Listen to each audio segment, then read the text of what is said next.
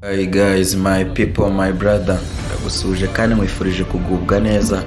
Wahisemo gukurikira amakuru kuri YouTube channel East TV. Ni iby'agaciro kandi komeza udukurikirane. I promise ko nazawema kubagezaho amakuru azabagezweho mu Rwanda ndetse no ku isi yose muri rusange.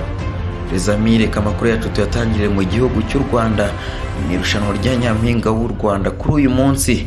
Hashyizwe hanze amajwi bikekwa ko ari aya Prince Kid asaba Missi inshuti Divine Muheto kumuha umunezero like happiness nkuko nawe yamurwaniye ishyaka Akegukana irushanwa rya Nyampinga w'u Rwanda mu mwaka wa 2022. Igitondo cyo kuri uyu wa kane tariki 28 Mata mwaka wa 2022 hasohotse amajwi bikekwa ko ari Ishimwe Diodone cyangwa se Prince Kid asaba umunezero Missi Rwanda 2022 inshuti Divine Muheto kubwo kumurwanira ishyaka Akegukana ikamba rya Nyampinga w'u Rwanda 2022 nkuko abyivugira. Aya majwi East TV dufite Prince Kid utegura irushanwa rya Miss Rwanda abari kuganira na Miss Muheto basa nk'abari mu modoka irimo kugenda. Prince Kid yumvikanisha uburyo yakunze Miss Muheto ndetse akamunirwanira ishyaka kugeza igihe abonye ikamba rya Miss Rwanda 2022. Prince Kid asaba Miss Muheto ko yamuha ibyishimo nkuko nawe yabimuhaye akegukana ikamba rya Nyampinga w'u Rwanda umwaka wa 2022. Ishimwe Diodone cyangwa se Prince Kid mbere yo gutangira gutegura irushanwa rya Nyampinga y'u Rwanda yari umuhanzi. Kuri ubu afungiye kuri sitasiyo ya RIB ya Remera mu gihe iperereza ku byaha akekwaho rigikomeje kugira ngo dosiye ye ishyikirizwe ubushinjacyaha. Yafashwe ku wa mbere tariki 25 Mata mwaka wa 2022. Reka twumvishe ibyo yaganiraga na nshuti Divine Muheto Miss Rwanda 2022 uko byari bimeze rero ko baganiraga basa n'abari mu modoka iri kugenda. Njye wumvaga nari Olivier Fernandez kandi subscribe kuri YouTube channel East TV kuya tujye dukomeza kubana umunsi ku wundi. Reka twumve aya majwi, twumve ibyo baganiraga. Ciao ciao, we love you so much guys. Muheto ntabwo nshaka kubyinjiramo cyane kuko niyo wabimbaza sinabivuga ko that's my life. That's not akazi kanjye. Yeah. Ariko ukareba wumve mu mutwe wanjye intambara wararwaniye Muheto since day one. Utamuzi niyo histoire yawe sinari nyizi muri kumva. Yeah. Aho ukavuga ngo I will stand to that girl uko bimeze kose. Uyu mwana ngomba kumuha happiness deserve. Other factors uzihore. Kandi atari uko ntekereza ngo nzaryamana nawe kuko kuryamana kwa I can't imagine ntabwo nshobora kumuha ugiye kuryamana n'umuntu like money.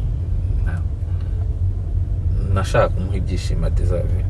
Uriya mwana ya fight for that, so let me so wowe ibyo byishimo umushakaho ntabwo biguhaye. Kandi ikibazo uko atanabiguhaye nyine waguye muri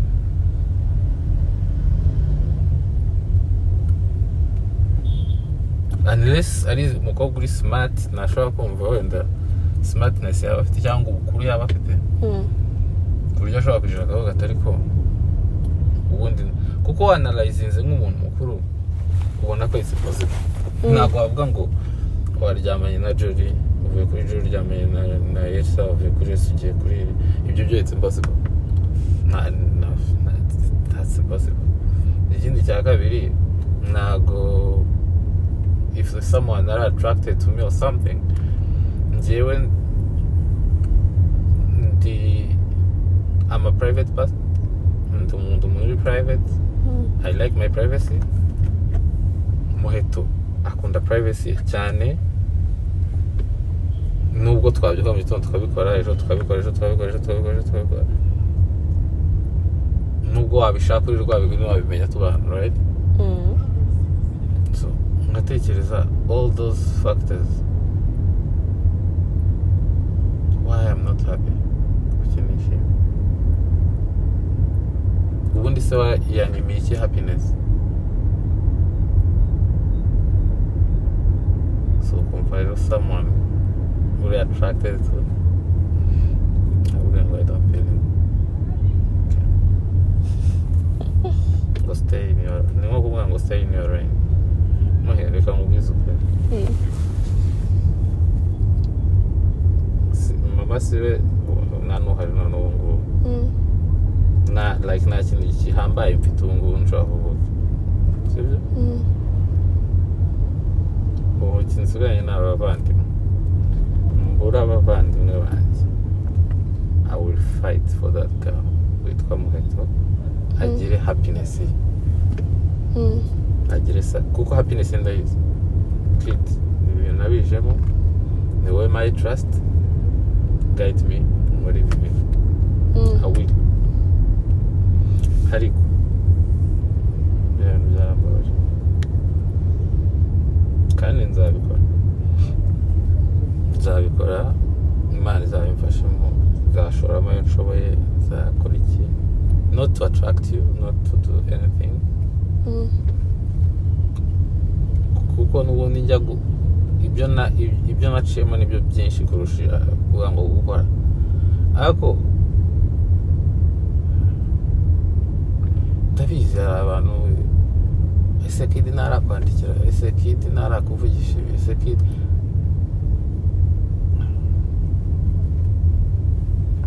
ndabizi birwa bari aho ngaho n'ababikubaza n'abakora iki. Nko kibaza if someone like Muheto adashobora kundwanira ishyaka njye murwanira, adashobora kumpa happiness njye muhaye, adashobora ku yani Muheto mubona in terms of akazi, reka ndeke ubuzima gusa, in terms of akazi, my failure will be your failure. Exactly. So nase niba adashobora kwicara ngo dushyire hamwe dukore, ejo umuntu araza, imagine umuntu aricara avuga ngo my workmate, but this is a typical umuntu dukorana, not in the office, but umuntu waje muri Miss Rwanda ngo none nizeye ko mwabonye mu Miss kidakunze rero uko bigomba kugenda, ndishobora ko umukobwa azaba successful. Yes, it's fine, azaba successful, ariko amahirwe hari nuko you deserve it. Ntabwo nagiye nterure mu tereka hariya na fight zose, ni ukuvuga ngo urumva Miss aba harimo aba fights nyinshi, umwana wa kanaka aba ntabashyigikiye, aba ntabashyigikiye, many things, but for me nuko ari umuntu wa fighting for everything. Umuntu araza ukabimenya ko hari umuntu waje akabwira Muheto ngo Muheto bimeze gutya, ukicarana na Muheto the whole day, nanakubaza atari ko how about this person, nanakubwira n'ibyo bavuganye, uyu muntu mubana mute. So cyangwa nk'ubu ngubu n'urugero, njye nshobora kuza nkakubwira ati Muheto urabizi all those friends n'abafite banjye, but be careful about this person, he's not good. Nabikubwira to be honest, uje ukambaza ukambwira uti kid uyu muntu uko amamagaye gutya tukabonana, Muheto nagukunda sinabikunda, ariko nakubwira ngo Muheto I want to see you there, ntabwo nshaka kukubona just like ngo agakamba kararaye. Uri no mu bantu ntekereza ngo Imana nidufasha tukaguma uko tumeze, tuzakomeza gukorana even after Miss Rwanda. Sinshaka kukubona like dreams zawe ziba limited, Imana izabidufashamo. Ariko nyine ukabona umuntu wo kunagufata, ntunyumve nabi, ntabwo mbona agaciro wamara uku kuza kuryamana nanjye, trust me. Ntabwo ari byo mwiza kuryamana n'umuntu, ni feelings nziza, ushobora no kuryamana nanjye utakamba, ntabwo ari byo ndi kuvuga, ariko nyine it's very bad, ni ijambo ribi. I don't feel you. Like I don't feel you rero. Anyway, sinzi ni ijambo wambwa nawe, ni ijambo rigize bikomeye. Muheto, to be honest, naragukunze. Not as a girlfriend, boyfriend, no. Ndumva ukunda umuntu, umwana ndamukunda. Ibya boyfriend, girlfriend, ibyo ni ibintu byizana. Birabyuka bikaza cyangwa nibize. Ariko n'umwana nishimiye. Unyura umutima wanjye nkavuga ndakunda kabisa. And I will try my level best to make her dreams. Because dreams at least ndi muri bake nagwa nyine wa mugani we nagwa nyimvamo. It's okay, it's fine, I'm okay. Ariko how like ngo can you say a weekend nawe uzaho ngiye nawe uzaho wagiye how tugiye, it's fine.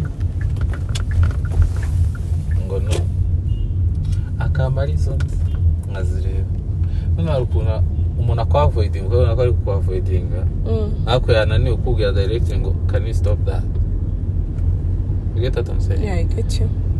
So kandi muhetaranya avoidinga in a way nawe ubibona ariko ntago ndi to be honest nubwo naba ndi fake nawe yidari igihe udashyiramo imiyago ugareka mwavoid like try to think ko his kid mukorera ariko nyine umuntu akakwereka ko that is fine. Okay, it's fine.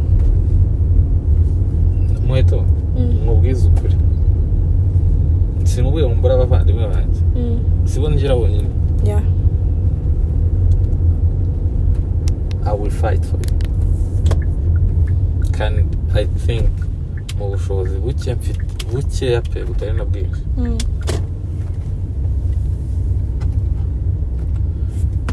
ntabwo ngiye kukubwira ibintu byinshi but ni benshi nashaka no kuvuga n'amazina yabo at least ndeba aka kanya navuga ngo George umwe n'abanyarwanda se aravuga ngo akumva bari ibintu tuvuganye tubivugana. yeah. George umwe n'abanyarwanda se aravuga ngo kid sinibona iyo naza kuba tutarahuye ariko I don't know niba when ibyo nibyo mbwiye hari ibindi avuga handi I don't know and I don't care. Ariko at least my effort iyo nzireba nkavuga ngo okay at least hari icyo zatanze ariko ntabwo muzibagirwa ko Muheto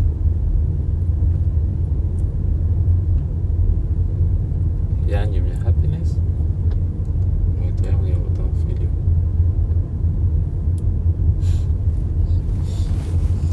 Ariko I love you. I'm glad ko ibiti bitagira n'ikindi. The other good thing about it ni uko bitaguhindura tu ikintu cyiza. I appreciate that. No kumindura byo byaraminduye to be honest. Ariko hari kitahinduka ku giti cyawe it's okay kubera ko n'ubundi nicyo wa mugani wabasabye ngo stay in the lane mu murongo w'akazi.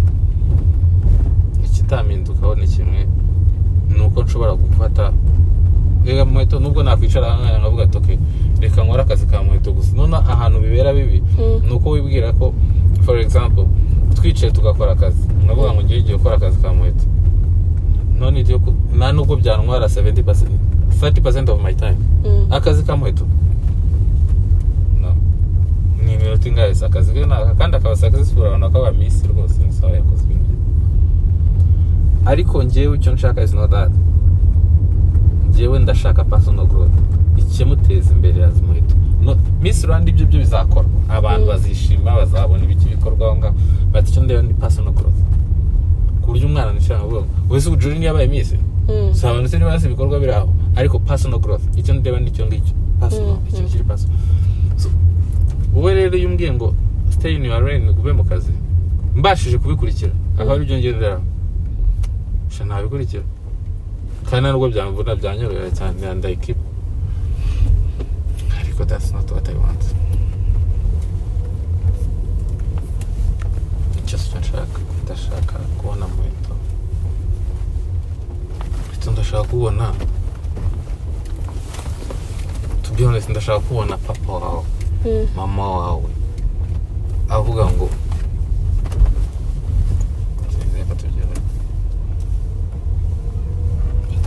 kandi yubirisha. Amen to that. We will. Ariko kuvuga ngo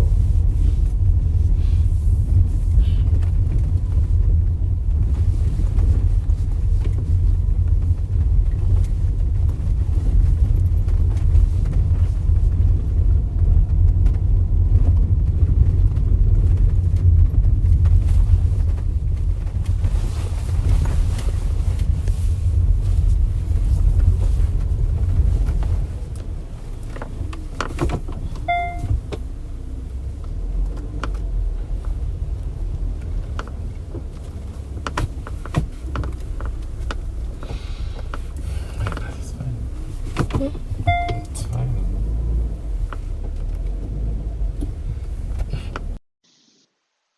So, good night.